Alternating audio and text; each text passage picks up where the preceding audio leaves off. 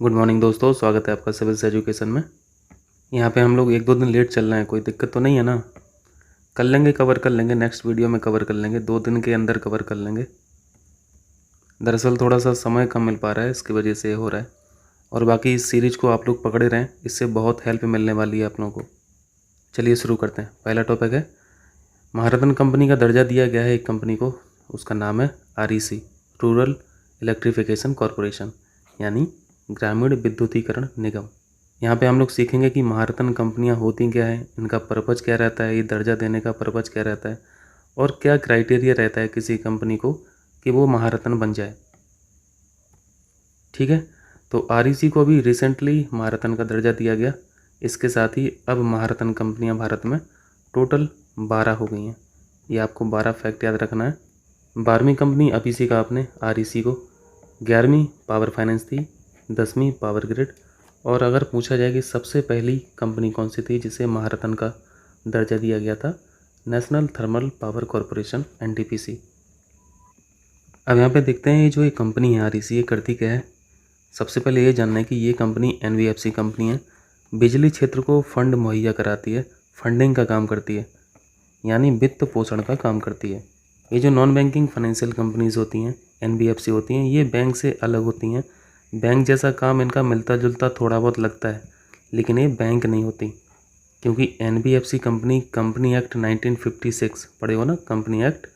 NBFC companies company act 1956 के तहत register होती हैं, जबकि जो बैंक होते हैं वो RBI एक्ट 1934 के तहत रजिस्टर होते हैं। जैसे हम लोग बैंक में जाते हैं, पैसा जमा करते हैं और जब ज़रूरत होती है तो पैसे निकाल लेते हैं, ये सब काम NBFC में नहीं होता। यानी डिमांड डिपॉजिट जो होता है वो एक्सेप्ट नहीं करती हैं NBFCs। तो इस तरह की कंपनी है REC। नोडल एजेंसी भी है, सौभाग्य योजना यानी PM सहेज बिजली हर घर योजना की ये नोडल एजेंसी भी है। दीनदयाल उपाध्याय ग्राम ज्योति योजना के तहत भी ये एक नोडल एजेंसी है। ठीक है, अब देखते हैं कि महारत्न कंपनियां होती क्या हैं। उसके पहले 2-3 फैक्ट देख लीजिए। महारत्न का जो दर्जा देना शुरुआत हुई वो 2010 से हुई, जबकि नवरत्न और मिनी रत्न का दर्जा ये 1997 से दिया जा रहा है। किसी कंपनी को महारत्न देने का मेन ऑब्जेक्टिव क्या रहता है, ताकि वो कंपनी ग्लोबली एक्नॉलेज हो सके, एक ग्लोबल कंपनी बन सके। ये बेसिक से ऑब्जेक्टिव होता है। जब भी किसी कंपनी को महारत्न का दर्जा दिया जाता है तो उसके पास बहुत सारे राइट्स आ जाते हैं, जैसे भारत और विदेशों में वो विलय कर सकती है, अधिग्रहण भी कर सकती है। और क्राइटेरिया क्या होता है, कोई कंपनी महारत्न का दर्जा कब पाती है, जब लगातार बीते 3 वर्षों में, यानी पिछले 3 वर्षों में 5,000 करोड़ रुपए का नेट प्रॉफिट होना चाहिए उस कंपनी का।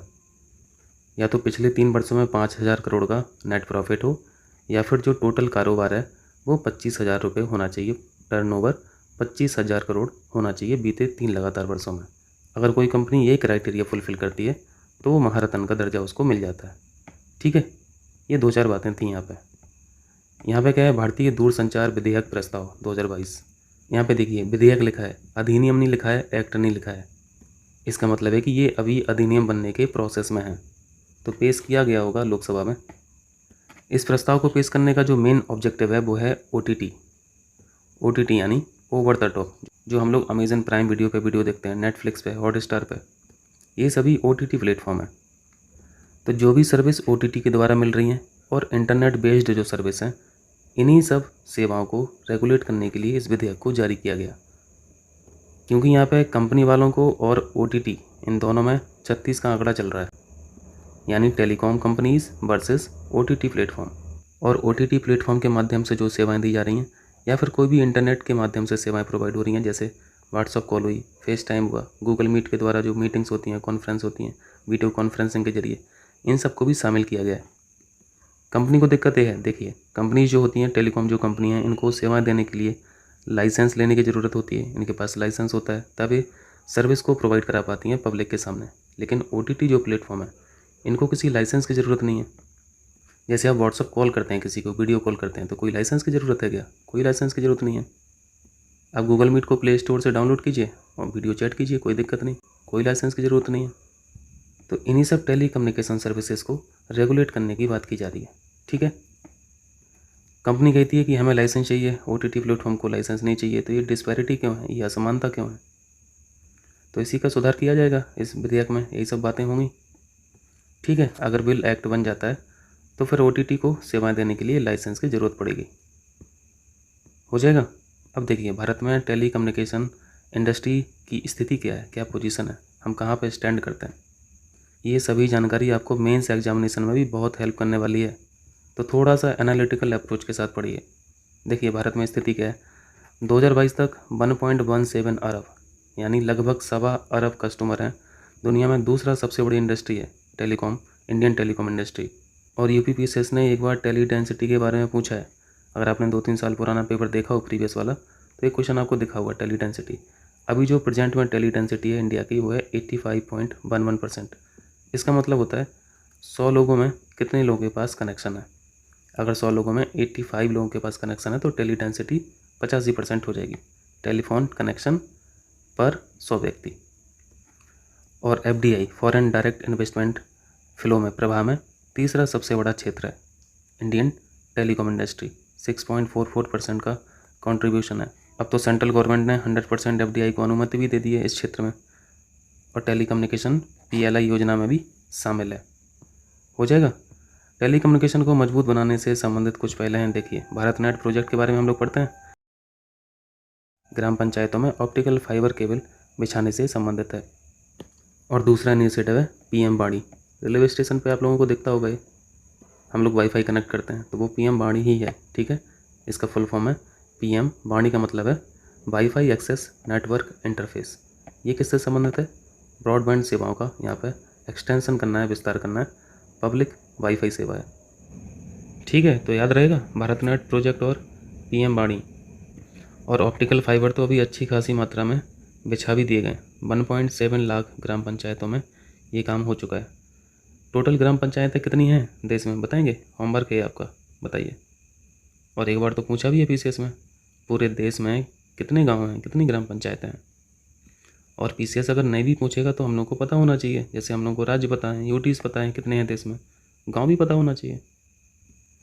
चलिए, यहाँ पे है जीवन शैली यानी लाइफ ऊर्जा अभियान। ये बहुत इंपॉर्टेंट क्वेश्चन है, पूछा जाएगा मिशन लाइफ ये किससे संबंधित है। तो ये जैसे क्वेश्चन पूछेगा आपको कूद जाना है COP26 पे। COP26 कहाँ पे, ग्लासगो। और ये भी कॉन्सेप्ट PM मोदी साहब का था। लाइफ का यहाँ पे फुल फॉर्म अगर पढ़ लेंगे आप तो आपको पूरा क्लियर हो जाएगा। लाइफ का यहाँ पे फुल फॉर्म है लाइफ स्टाइल फॉर इन्वायरमेंट। यहाँ पे LI का मतलब लाइफ है, F का मतलब फॉर है, E का मतलब है environment. Life style for environment यानी आपको अपने पर्यावरण को सही करने के लिए आपकी जीवन शैली इस तरीके से होना चाहिए जो एक तरह से इन्वायरमेंट फ्रेंडली हो। आपकी डेली एक्टिविटी में कोई भी एक्टिविटी ऐसी नहीं होना चाहिए जो इन्वायरमेंट को हानि पहुंचाए या उससे इन्वायरमेंट डिग्रेड हो। बट इस पर अमल कर पाना बहुत कठिन है। तो डेली एक्टिविटी में एक फैक्टर तो यहाँ पे पॉलीथीन का आ गया। हम लोग कितने लोग जाते हैं सब्जी लेने बैग लेके, कस्टमर ही डिमांड करता है पॉलीथीन की। तो हम लोगों को अपनी जीवन शैली से सबसे पहले तो इसी को कट करना पड़ेगा, है ना, क्योंकि पॉलीथीन सबसे बड़ा किलर है इन्वायरमेंट के लिए। हो जाएगा। यहाँ पे प्रीलिम में क्या पूछा जाएगा, मिशन लाइफ का उद्गम स्थल क्या है, COP26 लगा देना, ग्लासगो लगा देना। विचार किसका था, PM मोदी साहब का था। किससे संबंधित है वो आप फुल फॉर्म से जान जाएंगे। इन्वायरमेंट दुरुस्त रहेगा तो जीवन रहेगा, है ना। तो नाम भी इतना बढ़िया रखते हैं मोदी जी, या फिर जो भी रखता हो नाम तारीफ़ काबिल है। ठीक है, ये सब हम लोगों ने सीख लिया COP26 ग्लासगो। इसको पढ़ लीजिए तो जो हम लोगों ने अभी पढ़ा वो भी वेरीफाई हो जाएगा। इस मिशन के तहत सभी व्यक्तियों से एक तरह से आग्रह किया गया है कि आप सिंपल स्टेप्स लीजिए और ऐसे स्टेप्स लीजिए जो पर्यावरण में पॉजिटिव इम्पैक्ट लाए अपनी रोज़मर्रा की ज़िंदगी में। आपकी जो लाइफ स्टाइल रहे वो इन्वायरमेंटल फ्रेंडली रहे। व्यक्तियों का वैश्विक नेटवर्क बनाने का उद्देश्य है ताकि ये पूरा वैश्विक नेटवर्क जो है वो पर्यावरण को नरिश कर सके, पोषित कर सके। और इसी चीज़ को बोला गया प्रो प्लानेट प्यूपिल। अगर पूछा जाए कि ये P3 क्या है तो प्रो प्लानेट प्यूपिल लगा देना। उद्गम स्थल क्या है, COP26 लगा देना। चलिए एक होमवर्क कीजिए। जैसे आप लोग COP21 में पढ़ते हैं, COP21 जो पेरिस में हुई थी 2015 में हुई थी ना। COP21 में एक बहुत बड़ा इंस्टीट्यूशन बाहर निकल के आया था जिसका नाम है इंटरनेशनल सोलर अलायंस यानी ISA की जो जन्मस्थली है, अंतर्राष्ट्रीय सौर गठबंधन की जो जन्मस्थली है वो COP21 है। इसी तरह आप लोग बताइए COP26 में भी एक बहुत बड़े इनिशिएटिव को सामने लाया गया था, उसका नाम बताइए, ठीक है, कमेंट करके। ये इतना हो जाएगा ना। चलो नेक्स्ट कर लो जल्दी से। अब इन्वायरमेंट से संबंधित इनिशिएटिव तो इंडिया हर जगह जाके ले ही रहा है। इसके अलावा हमारी उपलब्धियां क्या हैं वो हम लोग देख लेते हैं थोड़ा। देखिए, हम लोग वन क्षेत्र में लगातार विस्तार कर रहे हैं, ये पॉजिटिव चीज़ है इन्वायरमेंट के लिए। शेरों की संख्या बढ़ रही है, टाइगर की संख्या बढ़ रही है, लेपर्ड की संख्या बढ़ रही है, हाथी की संख्या बढ़ रही है, राइनोज भी बढ़ रहे हैं। इसका मतलब क्या है? इसका मतलब है इकोसिस्टम स्ट्रांग हो रहा है। और क्या मतलब है? फूड चेन स्ट्रांग हो रही है। इसका और मतलब क्या है? फूड वेब स्ट्रांग हो रही है। क्लियर है? फॉरेस्ट रिपोर्ट 2021 में वन क्षेत्र कितना है? ये फैक्ट बिल्कुल मुँह जबान याद होना चाहिए। 21.71%। 21.71%। ये 2021 की स्थिति है। 2 साल पहले चले जाओ, क्योंकि हर 2 साल में रिपोर्ट आती है। 2019 में क्या स्थिति थी? 21.67। अब थोड़ा सा कंपेयर कीजिए, 21.67 और 21.71। इंक्रीमेंट दिख रहा है ना? 2021 में इंक्रीमेंट दिखा। फिर 1917 को कंपेयर कर लीजिए, 2017 में 21.54, यानी यहाँ पे भी इंक्रीमेंट दिख रहा।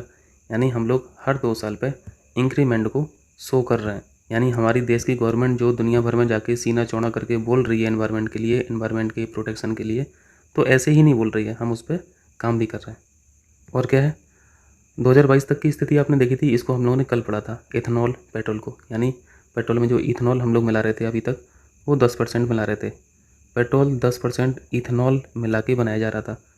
इसका टारगेट था 2022 तक, लेकिन 5 महीने पहले ही इसको अचीव कर लिया गया। ये अच्छी बात है। 2025 का हम लोगों ने टारगेट पढ़ा था, 2025 तक जो भी हम लोग पेट्रोल बनाएंगे उसमें 20% इथेनॉल रहेगा। यही पढ़े थे ना, कल पढ़े थे। तो ये सब फैक्ट याद रखना, ये सब प्रीलिम में मिलेंगे। रिन्यूएबल एनर्जी में हमारा क्या काम है? अक्षय ऊर्जा में क्या काम है? हमारी जो कैपेसिटी है, क्षमता है, स्थापित क्षमता जो है वो 150 गीगावाट की है। और अक्षय ऊर्जा में बहुत सारी एनर्जीज आ जाती हैं, विंड पावर भी आ जाती है, सोलर एनर्जी भी आ जाती है, जियो थर्मल भी आ जाती है। और पवन ऊर्जा में, विंड एनर्जी में तो हमारी क्षमता बहुत अच्छी खासी है। 4थे स्थान पर हम स्टैंड करते हैं ग्लोबल लेवल पर विंड पावर में। ठीक है, विंड पावर के लिए एक स्टेट जाना जाता है जहाँ पे सबसे ज़्यादा प्रोडक्शन होता है विंड एनर्जी का। बताइए, जल्दी से बताइए, होमवर्क है आपका। ठीक है, होमवर्क है। और ये डेटा लगभग सेम ही रहता है, काफ़ी सालों से सेम है।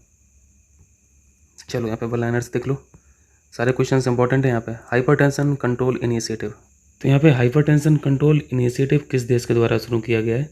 देखो, भारत को इनिशिएट करना पड़ रहा, क्योंकि भारत में ही सबसे ज़्यादा डिप्रेशन के रोगी हैं। दूसरा प्रश्न है स्किल डेवलपमेंट ऐप, जिसका नाम है स्किल ऐप। स्किल ऐप किस क्षेत्र से संबंधित है? किस क्षेत्र के कर्मचारियों से संबंधित है? लेदर यानी चमड़ा। तीसरा क्वेश्चन है एशियन डेवलपमेंट आउटलुक, यह एक रिपोर्ट का नाम है। इस रिपोर्ट को जारी कौन करता है? एशियन डेवलपमेंट बैंक करता है। पहली चीज़, इस रिपोर्ट में भारत की इकोनॉमी को प्रोजेक्ट किया गया है, अनुमान लगाया गया है। ये कितना अनुमान है? 7%। 7% की ग्रोथ रहेगी एशियन डेवलपमेंट आउटलुक रिपोर्ट के हिसाब से। एडीबी, ये इसका हेडक्वार्टर बताएंगे, मनीला में। मनीला यानी फिलीपींस में। चौथा क्वेश्चन है किगाली संशोधन, किगाली अमेंडमेंट, इंपॉर्टेंट क्वेश्चन है। किस क्षेत्र से संबंधित है? हाइड्रोफ्लोरोकार्बन को कमी करने से। ये मॉन्ट्रियल प्रोटोकॉल का पार्ट है। ये प्रोटोकॉल रेटिफाई कब हुआ था? 1987। पूछा जाता है क्वेश्चन भी, 1987 इंडिया ने भी इसको रेटिफाई किया था। मून लाइटिंग, इसको हम लोग कल पढ़े थे ना, याद आ रहा? चर्चा में रहा शब्द किससे संबंधित है? एम्प्लॉयमेंट से, यानी जो साइड जॉब वाला काम कर रहे थे एम्प्लॉय, साइड जॉब से संबंधित है। विप्रो जो आईटी कंपनी थी, उस कंपनी ने अपने कर्मचारियों को फायर भी किया था। चलिए लास्ट है, स्वदेश दर्शन के तहत कितने पर्यटन सर्किट आइडेंटिफाइड किए गए? ये 15 याद रखने हैं आपको। ठीक है, अगर पूछा जाए कितने पर्यटन सर्किट हैं, 15 लगा देना, हो जाएगा। तो ये थे आज के करंट अफेयर्स, यानी 2 दिन के। ठीक है भैया, तो चलते हैं फिर, मिलते हैं अगले वीडियो में। बहुत बहुत शुक्रिया।